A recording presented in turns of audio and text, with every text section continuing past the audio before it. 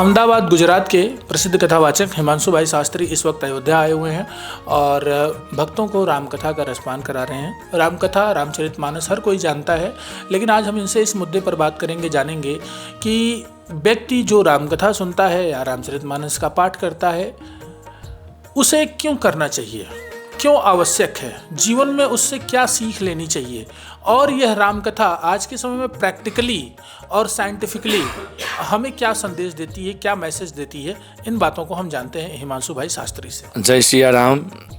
श्री रामचंद्रम शरणम प्रपद्ये, श्री रामदूतम शरणम प्रपद्ये, तस्मै श्री गुरुवे नमः। इस पावन अवध नगरी में, अयोध्या धाम में, जो मोक्षपुरी में प्रथम बताई गई है हमारी ऋषि मुनियों की परंपरा से, इस जहाँ परब्रह्म परमात्मा का प्रागट्य हुआ है, उस अयोध्या नगरी में भगवान राम का गुण गाना एक विशेष अवसर प्राप्त है। गुजरात से हम सब यात्रालु आए हैं। यहाँ कई संख्या में हमारी राम कथा इस राधा कुंज मोहन आश्रम में चल रही है। भगवान का राम लला का जन्म स्थल यहीं नज़दीक पर सरयू मैया के तट पर ही हम बैठे हैं। राम कथा इस कली काल में तीर्थ में आने की, सुनने की भी एक महिमा है।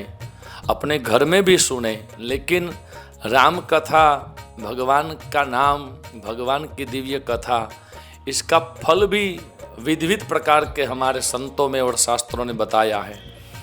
जब यात्रालु अपने संसार में खो जाता है मोह माया में, तब हमारे संत और शास्त्र हमको उपदेश देते हैं, संसार अपने घर को छोड़ के कुछ दिन तीर्थ में जाना चाहिए।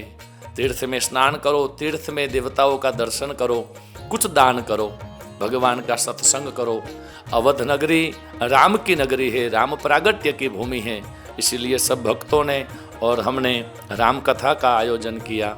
इस कलिकाल में हमारे भाई साहब ने पूछा, राम कथा इस वर्तमान समय में कितनी जरूरी है। केवल वो धार्मिक पुस्तक बन के रह जावे, केवल वो धार्मिक राम भगवान है और सब कुछ कर सकते हैं, हम मानव होकर क्या राम कथा सुनकर क्या फायदा।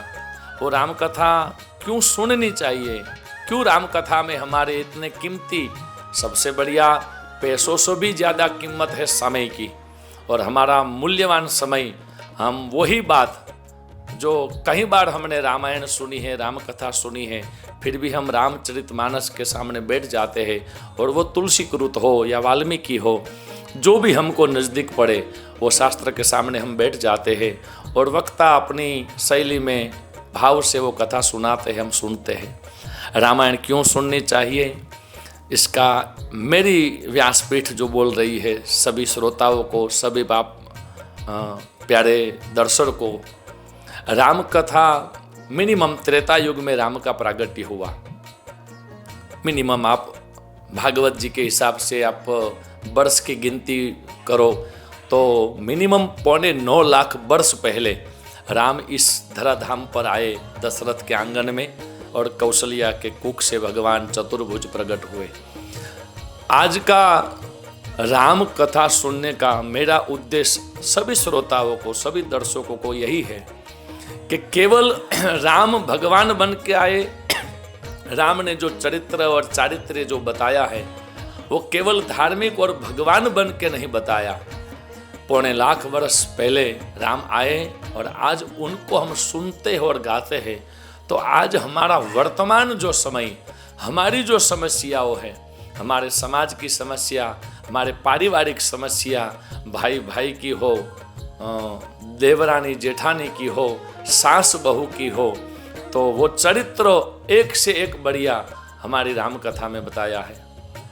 संतों से सुनी हुई बात मैं आपको एक बताऊं, ये पूरी रामायण 3 परिवार की कथा है। एक परिवार अवध में बसता है, दूसरा परिवार किष्किंधा में बसता है, और तीसरा परिवार लंका में पड़ता है। 3 परिवार की कथा है, लेकिन 4 भाई की कथा है, एक 2 भाई की कथा है, और एक 3 भाई की कथा है।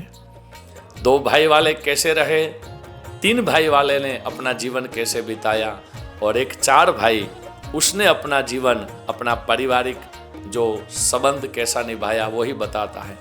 4 भाई राम, लक्ष्मण, भरत और शत्रुघ्न जो अवध में हुए, किष्किंधा में 2 भाई हुए, सुग्रीव और वाली, वो 2 भाई की कथा है। और रामायण में तीसरी कथा 3 भाई वाली है, वो लंका वाले, जो रावण, कुंभकर्ण और विभीषण। जीवन में ये राम कथा सुनने का उद्देश्य और गाने का उद्देश्य मेरा एक वही भी है, राम की कृपा, राम का अनुग्रह, राम का प्रेम सबको प्राप्त हुए। लेकिन राम ने जो करके दिखाया है, हमारे संतों के पास से हमने सुना है, कृष्ण ने जो कहा वो सुनिए, वो कीजिए। लेकिन राम ने तो जो कहा है वो केवल कहा ही नहीं, राम ने जो किया है वो करके दिखाया। राम ने एक अच्छा पुत्र भी बन के दिखाया, अच्छा पति बन के भी दिखाया, अच्छा बाप बन के भी दिखाया। और समय आया तब अवध में जब राम राजा बने, तब एक धोबी की कथा आप सब जानते हो, तो वो प्रजा की बात भी जब राम ने सामने आई और उसने सुना, तब राजा भी कैसा होना चाहिए वो भी राम ने करके दिखाया है। 4 भाई की कथा थी, लेकिन 4 भाई में राम, भरत, शत्रुघ्न और लक्ष्मण जी, आपको मालूम होगा सभी की राम नवमी ही प्रागट्य की तिथि है। केवल राम ही नवमी के दिन प्रकट हुए और भरत, लक्ष्मण, शत्रुघ्न कुछ दिन बाद अवतरण हुए, वैसी बात नहीं है। माँ कौशल्या, कैकेयी और सुमित्रा, तीनों माताओं ने 4 बच्चे को जन्म राम नवमी के दिन ही दिया है। फिर भी हम राम को बड़े मानते हैं, भरत को थोड़ा उससे छोटा, थोड़ा लक्ष्मण जी और शत्रुघ्न, लेकिन राम जी को बड़े इसलिए हम मानते हैं, पूरे परिवार में वो धीर है, गंभीर है, उसकी एक मर्यादा है। राम के पास से आज भी 9.25 लाख वर्ष के बाद भी हमको कुछ सीखना चाहिए, तो वही सीख है कि कैसा पुत्र बनना चाहिए, कैसा पति बनना चाहिए, कैसा भाई बनना चाहिए, कैसा शिष्य बनना चाहिए। राम आए हैं तो पर ब्रह्म रूप के अवतार में, लेकिन लीन मनुज अवतार, विप्रधेनु सुर संत हित, लीन मनुज अवतार, वो मानव बन के आए हैं और हमको मानव बन के कैसे अपना जीवन व्यतीत करना चाहिए वो एक सिखाने के लिए आए हैं। जब अहल्या का पतित का उद्धार किया, वो भी कथा हमको सुननी चाहिए कि कोई आदमी जब अपने आप में कोई गलती हो जाती है, कोई पाप हो जाता है, तो वो आदमी फिर अपने आप में वो पाप की छाया बिछा के बैठ जाता है कि अब मैंने पाप कर दिया, अब मेरा कल्याण नहीं होगा। नहीं, राम कथा कहती है पतित भी हो तो आप चिंता मत करो, अपने आप को छोटा न मानो, ये राम का नाम महामंत्र है, राम की कथा महामंत्र है। जीवन में हर एंगल में, अपने समाज में, अपने पारिवारिक में, अपनी कौटुंबिक जीवन में, हमारे परिवार में ये राम कथा का चरित्र और चारित्र्य आज भी उतना ही हमको सफल बनाता है और हमको आगे ले जाता है। जब जब भी ज़रूरत पड़ती है, हमारे शास्त्रों ने, हमारे पुराणों ने, हमारे इस भगवान के अवतारकारियों ने मानव जीवन का कल्याण किया है। अयोध्या धाम महान पुरी है, उसमें आकर एक कथा गाना, कथा सुनना, ये तो बहुत अच्छी बात है। लेकिन इस 2025 की साल में, इस 21वीं सदी में ये पुरानी बातें आज क्यों गानी पड़ती है? राम कथा पुरानी नहीं है, न वो पुरानी है, न वो नूतन है, न वो पुरातन है। राम कथा सनातन है, पहले से भी है, आज भी है और आगे भी रहेगी। कहीं वक्ता आए चले गए, कहीं श्रोता आए चले गए, राम कथा पहले भी वैसी थी, आज भी वैसी है। राम कथा वो चरित्र है, वो चारित्र्य की बात है जो आज भी किसी भाई को, बहन को, अपने परिवार को उस राम कथा का आनंद मिलता है। उसी राम कथा का अनुभव करते हुए, गाते हुए हम अपना जीवन अच्छी तरह से बिता सकते हैं। जब भी कोई हमारे परिवार में दुख भी आवे, कोई संकट आवे, तो हमारे पर ब्रह्म परमात्मा ने, राम ने जो करके दिखाया वो करके दिखाना। राम कथा केवल सुनो मत, केवल कई बार क्या होता है, वक्ता बोल जाता है, 9 दिन श्रोता सुन के वो भंडारा पाके चला जाता है। केवल सुनो मत, केवल पुण्य कमा कर बैठ मत जाओ। राम नाम केवल पुण्य कमाने की बात नहीं है, कथा केवल पुण्य कमाने के लिए नहीं है। पुण्य तो तभी आपको मिल जाता है जब आप राम कथा में आके बैठ गए। अनेक जन्म का आपके सुकृत फल जब आपके पास आते हैं तब आपको राम कथा मिलती है। लेकिन राम कथा का फल क्या होता है? राम की भक्ति। वो धर्म की बात हुई, लेकिन राम ने जो जीकर दिखाया है वो जीना, यदि मैं अपनी भाषा में कहूँ कि केवल रामायण सुनो मत, सुन के अपने जीवन में जब लाना हो तो क्या लाना है? जब राम का चरित्र सुनते हो, सीता जी का चरित्र तुम सुनते हो, जब दशरथ कई कौशल्या का आप जो संवाद सुनते हो, सीता जी का, उर्मिला जी का, तो वो सुनकर जो कथा हमने सुनी है वही परिस्थिति यदि हमारे जीवन में, अपने परिवार में समय आने के बाद यदि वो आ जावे तो तब क्या करना होगा? बस मैं यही बात बोल के अपनी वाणी को विराम दूंगा। जो त्याग दे, जो छोड़ दे, उसी का नाम ही राम है। भरत को अयोध्या का छोटा राज्य मिला और मुझको माँ कैकेयी ने बहुत बड़ा राज्य दे दिया। ये जब सुन के अपनी बारी जब आवे तब ये बोल सको, इसलिए ये राम कथा सुननी और गानी बहुत ज़रूरी है। राम कथा महान है। केवल धार्मिकता से ऊपर ब्रह्म परमात्मा थे वो तो हमारे लिए है ही है, कोई मना नहीं कर सकता। लेकिन आज के युग में हमारे पारिवारिक, हमारे दाम्पत्य जीवन, हमारी भाई भाई का जो रिलेशन, हमारा जो मित्र भी कैसा होना चाहिए। एक कथा मित्र के भी है। जब सुग्रीव ने विभीषण को, जब राम ने तिलक कर दिया तो सुग्रीव को एक चिंता हो गई थी कि यदि कल रावण मान गया कि मैं सीता जी को सौंप देता हूँ वापस, तो ये विभीषण को जो तिलक किया है और पुष्पमाला गले में डाल दी है, तो अब वो कौन सा राज्य देंगे।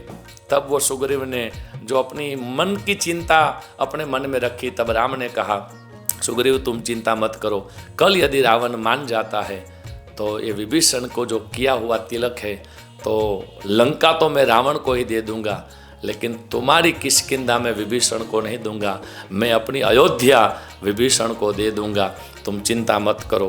तो एक मित्र, अग्नि की साक्षी के सामने सुग्रीव को, एक जीव को अपना मित्र बनाया है। राम की पूरी कथा आप सुनेंगे तो उसमें एक गिद्ध पक्षी भी आता है, उसका भी उद्धार किया। एक वानर जाति का सुग्रीव भी आता है, उसका भी उसने उद्धार किया। बातें तो बहुत लंबी है। बहुत बड़े बड़े ऋषि मुनियों और जनक, दशरथ, अगस्त्य ऋषि जैसे दक्षिण में बैठे थे। परशुराम भी हाजिर थे जब राम की अयोध्या में प्रागट्य हुई। वो जनकपुर वाली कथा में परशुराम का भी चरित्र दिखाया गया है राम में। वो सब महान पुरुष थे, फिर भी रावण अपने दशाननी जो वृत्ति राक्षसी थी वो चला रहे थे। कोई भी जाके वो नहीं कर सका। राम ने वो करके दिखाया है कि अकेला गया, सबको साथ में लिया। राम मानी जोड़ने का काम, राम मानी सेतु का काम। राम वंचित को, बिछड़े को, छोटे को कभी छोटा और वंचित नहीं किया, सबको अपना माना।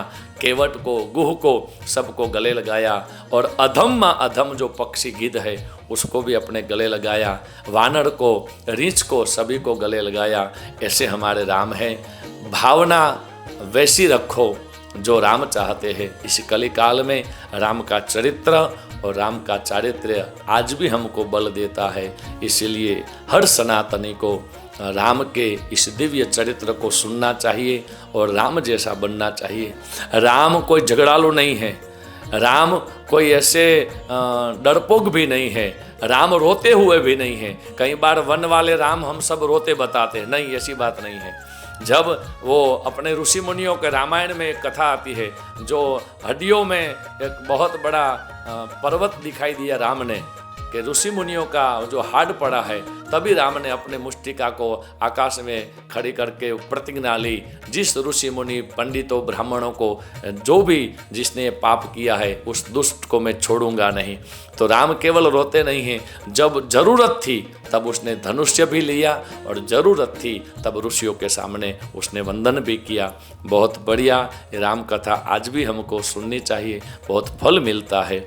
ऐसी हमारी अवध में चल रही इस राम कथा का सुफल सभी को प्राप्त हुए, आप श्रोता को भी प्राप्त हुए, सभी वैष्णव प्रसन्न रहे, उसी प्रार्थना के साथ भगवान राम के और सीता जी के चरणों में बारंबार प्रणाम। आप सभी को मेरा जय सिया राम, जय सिया राम। राम कथा और राम जैसे पात्र की महिमा हमारे साथ कथावाचक हिमांशु भाई शास्त्री ने बड़े ही विस्तार और के साथ बताई। बहुत ही बारीकियों के साथ एक एक पॉइंट पर उन्होंने बात रखी। मैं देवेश पांडे, अयोध्या।